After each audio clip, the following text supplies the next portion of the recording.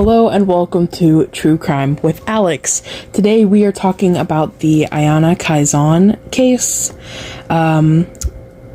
She was murdered by her husband and mutilated on the bed of her Hollywood apartment next to her 2-month-old baby. So it says here that Iana Kasain's mother knew something was terribly wrong when her daughter didn't respond to her messages. When police finally entered the residence, they encountered a crime scene like no other. So she was a 30-year-old Ukrainian woman who had worked as a tax lawyer in her 20s before successfully making a leap into her fledgling career as a model. And that's when she met Blake Leibel. The pairing seemed tailor-made. Leibel was an aspiring producer and came from a wealthy family where money was no issue. Kasain was overjoyed at leaving Kiev, Ukraine, and climbing Hollywood's social ladder alongside her new and impressive boyfriend. He, by all accounts, was friendly, Scott Johnson said, who was a consultant for 48 Hours and senior writer for The Hollywood Reporter. And people appreciated him. He was sort of born in the lap of luxury. And yes, Leibel was born into a wealthy Canadian real estate family, and his father was former Olympic sailor Lorne Leibel. After his mother died in 2011, Blake fought for her $12 million estate in court, and was awarded around half of it. He directed a low-budget film called Bald, and managed to contribute to the animated Spaceballs series, an offshoot of the producer Mel Brooks' film. His most successful project was a graphic novel called Syndrome, in which women are brutally killed and the comic book panels eventually reflected real life. I think that's a really ironic thing. But it was shortly after Kasain gave birth to Leibel's daughter that the gruesome incident had taken place. The victim's mother, Olga Kasain, suddenly had a terrible feeling. She hadn't heard from her daughter, who was living with Leibel, and called the police to gain entry into their home. Her mother said that she had this feeling that something had gone wrong. The authorities discovered one of the most horrific murder scenes that the town had seen possibly ever. In almost 30 years, they had never been in a more heinous crime than this, the county sheriff had said. In terms of murders, it's far and away the most grisly, awful story I've ever covered, said Johnson. Leibel was in the middle of divorcing his first wife, who was about to give birth to their second child when Kasain died. Leibel also had a mistress, though it seemed he'd fallen in love with Kasain. His brother Cody, meanwhile, was a gambler in high-stakes poker games, specifically in a circuit called Molly's Game, which eventually became an Aaron Sorkin film of the same name. In the year before he met Kasain, Leibel was pretty nervous about his brother's gambling debts to potentially dangerous card players. Johnson said that Leibel even feared that some of them would harm his family as retribution. This seemed largely unfounded. Cody's primary line of work was developing real estate and running his own record label. Regardless of Blake and Cody's efforts in entertainment and property, the two brothers came from money on both sides. Blake's maternal grandfather found a plastics empire, while his father became a major real estate developer in Toronto. Even when the boys' parents separated, money was not a problem. Cody lived with his father in Toronto's most affluent area, while Blake moved in with his mother in the second most. Nonetheless, Blake's relationship with his father began to crumble, and when his mother died, it seemed like he was on his own. After winning about $6 million inheritance from her estate, Leibel forged ahead with his Hollywood dream of becoming a writer-director. After Bald and Spaceballs, he finished Syndrome, which he was quite keen on adapting into a television show. The comic would later draw extreme parallels to the murder of Iana Kasain. Before he met her, however, Leibel's newfound low-level notoriety as a young creative in Hollywood was drawing a lot of attractive women his way. He met Amanda Braun in 2006 and eventually made her his wife and mother to his first son. Leibel left her in 2015 when she was nearing birth to their second child, and that's when he met Iana Kasain. whom he told that his marriage was over. Within a few months, Kasain was pregnant. Her mother said it was amazing news, and we were so happy. Leibel seemed happy in the first few days after his daughter Iana was born. According to Johnson, however, there was extreme anxiety and some heavy concerns that Leibel expressed to a friend over text message during this time. Leibel was afraid of losing everything.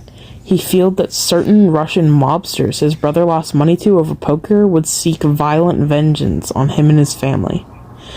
Close friends of both Cody and Blake have told me that Cody, in at least one case, was taken for a large amount of money by some of these other more experienced poker players. Over $1 million, I heard, said Johnson. Blake was afraid that people associated with the gambling game posed a mortal threat to him and the members of his family. Though Johnson has read these messages and heard from Leibel's friends that he was anxious about potential violence, the real reason for his stress seemed to be the chaotic nature of his personal romantic life. He moved out of his house and was in the process of divorcing Braun, but was living in West Hollywood with Kasain while dating a third woman named Constance Bucafuri. I hope I'm saying that right. It was this unimaginable web of deceit that seemed to cause him the most self-imposed aggravation. He had made choices that ensnared him with 3 different women simultaneously, and that was kind of catching up to him. Homicide detectives Rob Martindale and Bill Cotter, who investigated Kasain's murder, said there was a violent incident involving Leibel less than 1 week before her death. In mid-May 2016, Leibel's mistress, Bucafuri, accused him of sexual assault. He was arrested, and Kasain bailed him out. Presumably, this caused quite a bit of tension at the home. Kasain was still recovering from a C-section when Leibel threatened to leave her if she didn't have sex with him when he demanded. He also constantly asked her if he could leave her for another woman.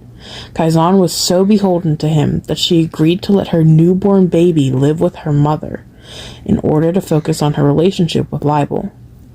He was controlling her like a hawk, her mother said. He wanted her to do everything he wanted. While mother and daughter were shopping on May 23, 2016, Iana received multiple text messages from Leibel. Her whole attitude changed within seconds. "I'm going to him," Iana told her mother. It was the last time Olga Kasain ever saw her daughter alive. The next day, she panicked. She couldn't reach her daughter, so she called the police.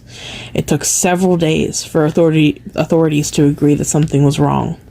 When they tried using a key obtained from the realtor, they found that the door was locked from the inside. When they broke the door down, they found the hallway door leading to the bedroom locked and barricaded. Police took the door off its hinges and saw the first actual sign of struggle: blood.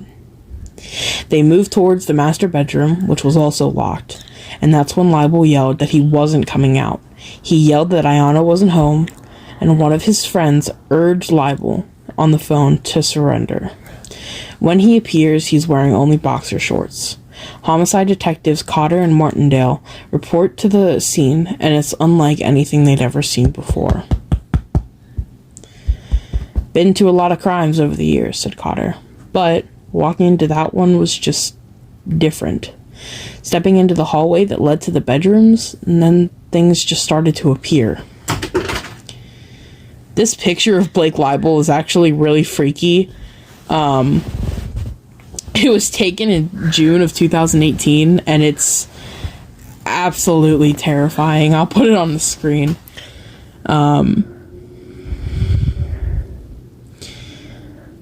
According to the Toronto Sun, Dr. James Ribe of Los Angeles County Coroner's Office described Kasain's wounds in harrowing detail.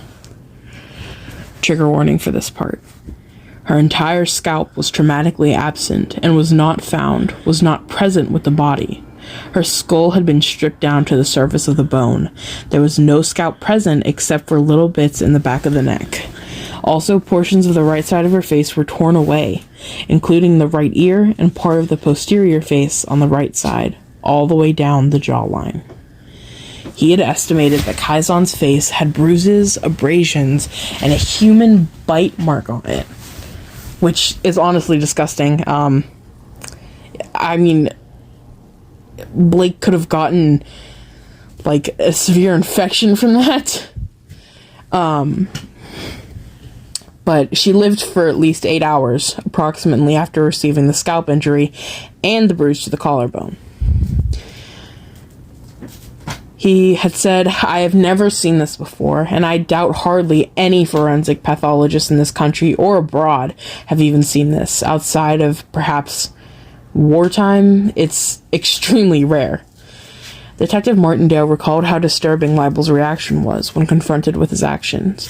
He just held firm that he wasn't even aware that she was dead, said Martindale in his deposition. And very callous when I told him. I think very striking. Well, I pointedly said, "She's dead in that bed." And he's like, looks at us and goes, "Well, I guess you'll find out who did it then." Superior Court Judge Mark E. Wyndham sentenced Leibel to life in prison with the possibility of parole, and after hearing the gruesome details of what occurred, that decision was likely not a difficult one. "The case is unusual only in its savagery," said Wyndham, adding that Leibel exhibited inconceivable cruelty in his actions. Difficult details of the crime scene were relayed during the trial, such as the deep red stains on the white furniture and clumps of dark hair stuck to a razor. Most disturbing, perhaps, was recounting how officials found Kasain's right ear in a dumpster outside of the residence. He literally threw away pieces of his wife away, just like she was trash.